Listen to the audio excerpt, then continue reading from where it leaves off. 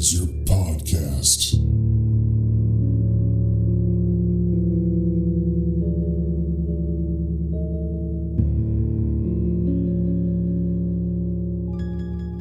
Hey there, everybody. Before we get into the issue, I just wanted to let you guys know that this is the free version of the podcast. And all that means is that this is far behind where I'm at in the Patreon version. So if you're liking this and you need more John Constantine, you can't get enough, be sure to go over to patreon.com/planes, trains, and comic books, all one word, and sign up for the Hellblazer tier, which gives you access to the entire Hellblazer library that I've done so far, and a new Hellblazer podcast every week. And you'll also get the exclusives from our main Planes, Trains, and Comic Books podcast. So if any of that interests you, definitely check out our Patreon at patreon.com/planes, trains, and comic books, all one word. And with that, let's get into the issue.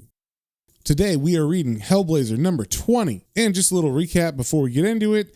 We are right in the middle of the Fear Machine story arc, and John Constantine is hot on the trail of a corrupt company named Geotronics that has created a machine that is able to harness fear and is weaponizing it using psychics who are able to tap into the Earth's magical energy through ley lines and special stone formations, kind of like Stonehenge. And with that, they are able to cause mass panics and hysteria in large groups of people and also in individual people who have been like killing themselves and just causing like a general fear that's going through the public. And there's been a lot of suicides. And last issue, we found out that there is some kind of Masonic government organization that is behind this company, and they are using this fear machine for their own political gain. And the reason why John is after them is because they have kidnapped one of his psychic friends, who's a young girl named Mercury, who they have been holding inside of some kind of psychiatric ward so she can take the fear out of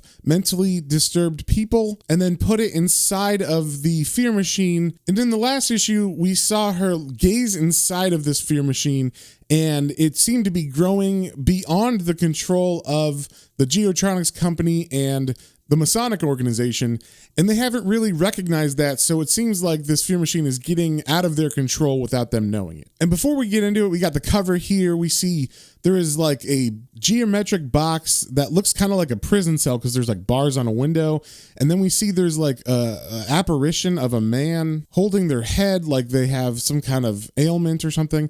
And on the floor of this box, there is the Masonic symbol that we have seen on the main, I guess, assassin maybe for this Masonic group. And this issue is written by Jamie Delano, and the art is by Mike Buckingham with inks by Alfredo Alcala. And we see on the first page, this is part 7 of the Fear Machine story arc, and it is named Betrayal. And we start off with Mercury, who has convinced Dr. Fulton, who's like a creepy scientist that has been studying her and getting her to use the fear machine more and more. But she has been using her psychic abilities to kind of convince him to let her out of the facility where they've been holding her. And she has basically convinced him that, I don't know, they're on some kind of date or something. He's taking her out for ice cream.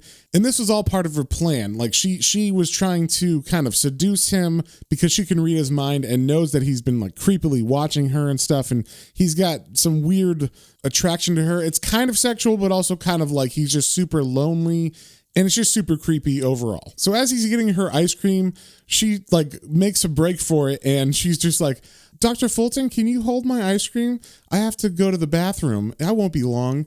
And as she walks away, Dr. Fulton knows what's going to happen. He already knows that she's going to run off. And the narration says, Fulton knows it's over. And she's taken his whole life with her. She's gone. She's gone. And as he's thinking that, we see Mercury in the background kind of looking at him, making sure that he's not following her or seeing her go away. And she walks over to 2 policemen who are just around the corner from this ice cream stand and this metro station. And she tells them basically, this guy kidnapped me and he's super creepy. Can you please help me out? So they go to Dr. Fulton and they tell him, excuse me, sir, I think you better come with us. So he gets arrested and he's thrown in jail for the night at least. And as he's sitting in his cell, he's kind of throwing like a little pity party for himself. And the narration says, Fulton had tried to make it easy for her. He'd been expecting it, of course. He'd known all along that she didn't care for him, not like he cared for her. There's nobody to blame but himself. He's pathetic. He'd let her bewitch him, willed her to put her glamour on him, basked in the deceptive glow of her delicious innocence. He wanted this confusion, this madness, this terrible sucking heartache. Fulton had never had much appeal for women, nor they for him, or so he told himself. Science was his lover, discovery his sex. But Mercury was different, so powerful and exciting. She was young, but her psyche was old as time. This morning they'd woken and she could not meet his eye. He knew that she would leave and that he would not stop her.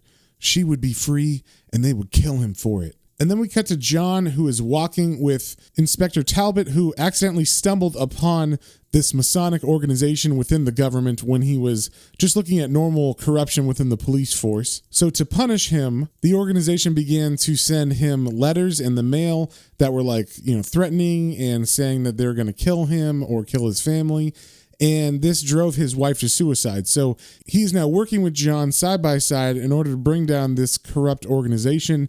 And also with them is a journalist named Simon, who was almost killed by this man named Webster, who is the assassin who works for this organization, because he uncovered some interesting things about the company Geotronics and also this Masonic corruption within the government. And at the end of the last issue, they were about to get on a subway train, and a man came up to them who was kind of following John all last issue. And he's like a homeless guy, and he started saying the name Jala Cantiliokin. And as he was yelling this name, he proceeded to jump off the platform and into the way of the oncoming train that was pulling into the station, killing himself. So after that, they took the train to a different part of town, and now they're walking into a bar to get a drink and also just discuss what's going on and piece together the clues that each of them have found on their own in their own discovery. So Inspector Talbot and Simon go to get some drinks for everybody, and the whole time John is thinking of that word, Jala Cantiliokin, over and over and over. And he narrates, "I hear the word again, howled with the raging breath of fear. Something is growing, assuming form in my imagination, something frightening, something magical." And as he kind of ponders that, Simon and Talbot come back with the beers, and they begin to lay out all the pieces that they've discovered individually. So Talbot brings up the Russian named Sergei, who has also had an attempt on his life, and he was working for the KGB with another Russian agent, and they were trying to steal the fear machine technology from Geotronics. But they were found out before they could actually steal the secrets, and the agent that was with Sergei ended up killing himself. And a couple issues back, we actually saw Geotronics unleash the fear machine in order to try to kill Sergei as he was following John onto a train. So there's definitely a lot of moving parts that they're talking about, but they come to the conclusion that these Masons are trying to use the fear machine to seize political power in the government. John explains, "According to this Russian, 10-1, he's the guy I pulled off the train. The KGB infiltrates secret societies like the Freemasons as a matter of course. It makes sense. Masons groom members for power and influence. Their pet Masons got wind of the secret order within the Freemasonry that was sponsoring research into the psychic weaponry and fostering politically repressive social engineering." So it seems like they finally figured out why the Freemasons are doing this and what is their purpose for making a weapon like the fear machine. But something is nagging at John even further. He says, "Masons have enough influence to run the show already. What other goal could these super secret Illuminati have? What is the GOAG? Where does the magic fit in?" So the GOAG is the name of that secret branch of the Freemasons that is trying to control the government. So he's thinking this as they kind of finish up at the bar, and they walk back to Inspector Talbot's home to question the Russian agent Sergei. And as they walk in, John is the first through the door. And Sergei sees him and immediately thinks that John is there to kill him because he is under the impression that John killed his Russian partner. So Sergei picks up a lamp and proceeds to hit John in the face and attack him. And then we cut to the Geotronics headquarters where the Masonic assassin named Webster is talking to, I guess, the director of this whole project. And they're talking about Dr. Fulton and how he's kind of outlived his usefulness now and that, he's let Mercury go. So the director is telling Webster that he needs to go take care of Dr. Fulton now. And in the last issue, when we saw the director last, he was talking about going to some lodge where this Masonic meeting was going to take place, where he was going to get some kind of knowledge and that it was some kind of great honor. And he says that he has seen the shade of the future. Even now across the country, technicians are making the final artificial links into the ancient geotronic web. But this thing, this weapon that we've built, is not the fear machine. It's just inspiration. It's nearly time.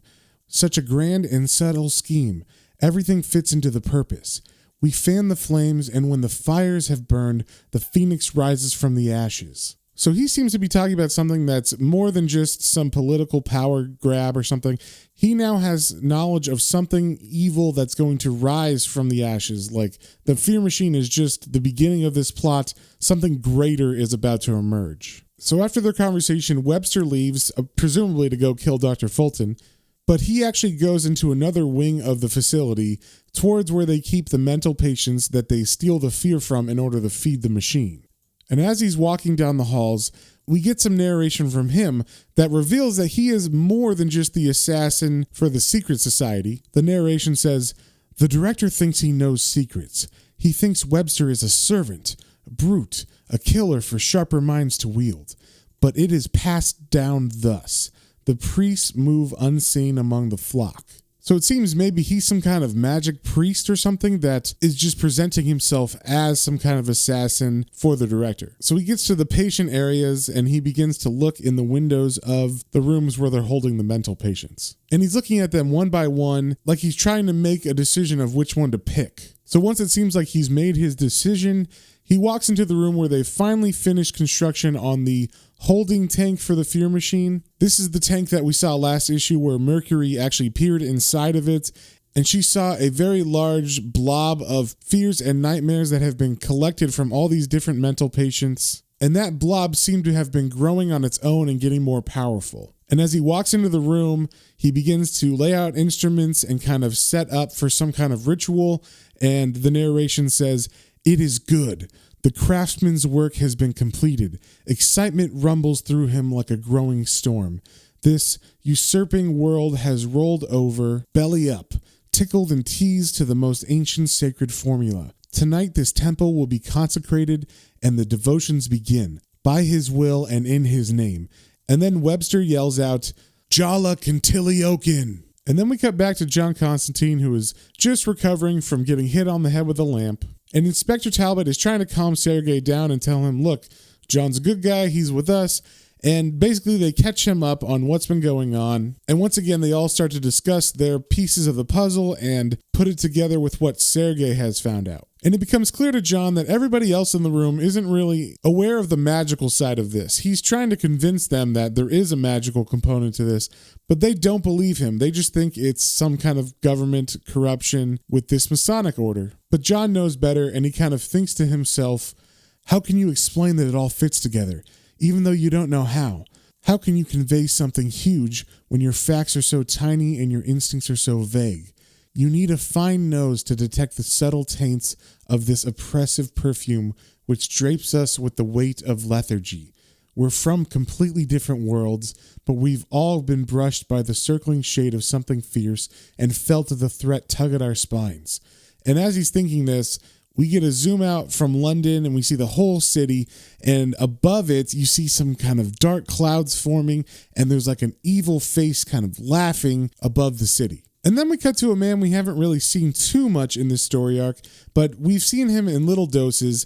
It is a policeman named Davis who was the man in charge of the police raid that captured Mercury and brought her to the Geotronics facility. And he's been summoned to go talk to Beale, who's the director of this secret police squad. And as they're talking, we kind of get a little background on how deep this police corruption has gone.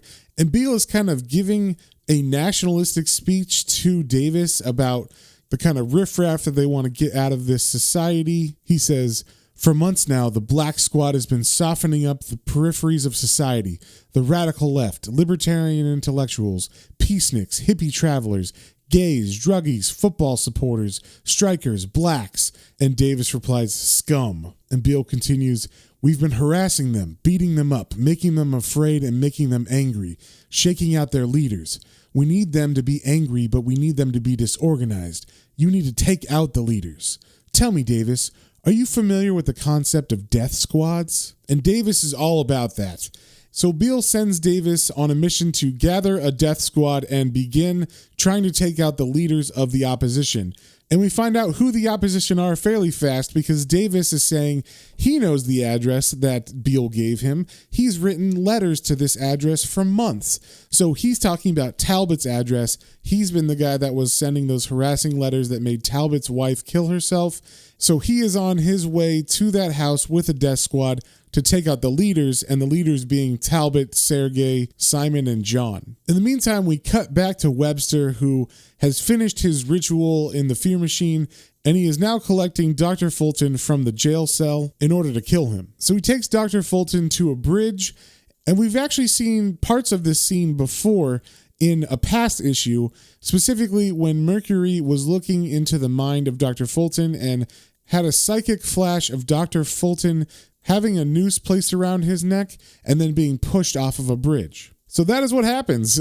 Webster takes a noose, ties it to the bridge, puts it around Dr. Fulton's neck, and he pushes Dr. Fulton off with his foot, and Dr. Fulton falls to his death. And then we cut back to Inspector Talbot's house, which is now being raided by the police, and we see that everybody except John has been captured. John was able to make it out of a window, and I guess using magic, he has just kind of stayed on the sidelines and is able to convince them that he is a policeman. He even walks up to Davis and says, "Hey, I'm just wondering where you're taking them.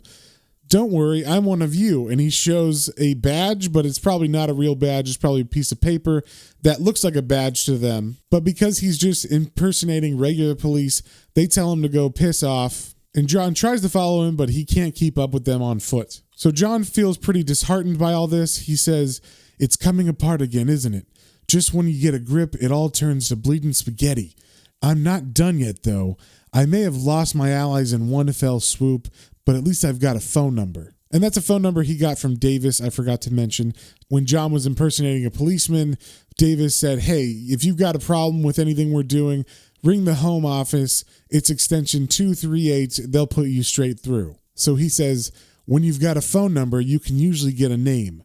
And as he's thinking this, he walks over to a library and he goes into the doors and it says, "First, I need to find out some more stuff about the Masons." So he's going to the library to learn about the Freemasons. And then we cut back to Webster, who now, after having killed Dr. Fulton, has gone back to the mental facility. And if you remember back earlier, I had said that it looked like Webster was trying to decide who he was going to select for something. And it seems that he has chosen a boy that we have seen before who was afraid of the idea of cancer, that he didn't fully understand what cancer was, but to him that made it scarier because he thought it was just some kind of monster. So Webster has taken him from the facility and brought him to a fenced-in area that might actually be Stonehenge, or at least a stone circle like Stonehenge. Either way, it's one of these centers of power where the ley lines converge. And as he's getting the boy, we see some narration that says, "On this night you shall welcome the darkness that is the veil of God. In this night, in silence, you shall approach the temple which has been prepared in accordance to the lore. On this night you will bring forth the gifts of life." And I'm not sure if that stone circle is on the outside of the facility, because the next scene we see is him taking the boy into the fear machine, which is the artificial stone circle that they have made that is the holding tank for the fear. And as he leads the boy into the center of the circle of stones, the narration continues, "On this night you will enter the presence of the terrible. On this night you will tremble with the knowledge of the moment." And then Webster takes the boy and places him on an altar, and Webster takes a piece of cord that looks like it was prepared for him there, and he wraps it around his hands tight, and he walks towards the boy. And the boy is freaked out. He's terrified, and he's saying, "Please, what's going to happen? Please, are you the cancer?" And then Webster proceeds to strangle the boy on the altar, and the narration continues, "On this night the earth is made ready for the plow. On this night the seed shall be watered." And as it says watered, Webster takes a knife that was also on the altar, and he proceeds to murder the boy and get the blood all over the place. And the narration continues, "And on this night do it in the perfect knowledge that beyond the agony of terror, the realm of utter freedom is. Mark out the name of liberty and make him welcome." And now that Webster is covered in the boy's blood, he walks outside of the fear chamber and goes outside to the ancient circle of stones, and he writes on one of them, G-O-A-G, Goag. And he says out loud, "Thus it is passed down. By his will do it. On this night do it. In his name do it." And then we cut to the inner part of the fear machine that is housing all of the nightmares and everything. And we see the giant nightmare blob of faces that kind of looks like a fucked up Akira or something. And it seemed to be feeding off of the blood that was on the altar. And then all at once, Mercury, John, and Mercury's mom, Marge, yell out in extreme fear the name Jala Cantiliokin. And that is the end of the issue. If you guys have any comments, questions, or suggestions, you can email me at planes, trains, and comic books, all one word, at gmail.com. And we will see y'all in the next one.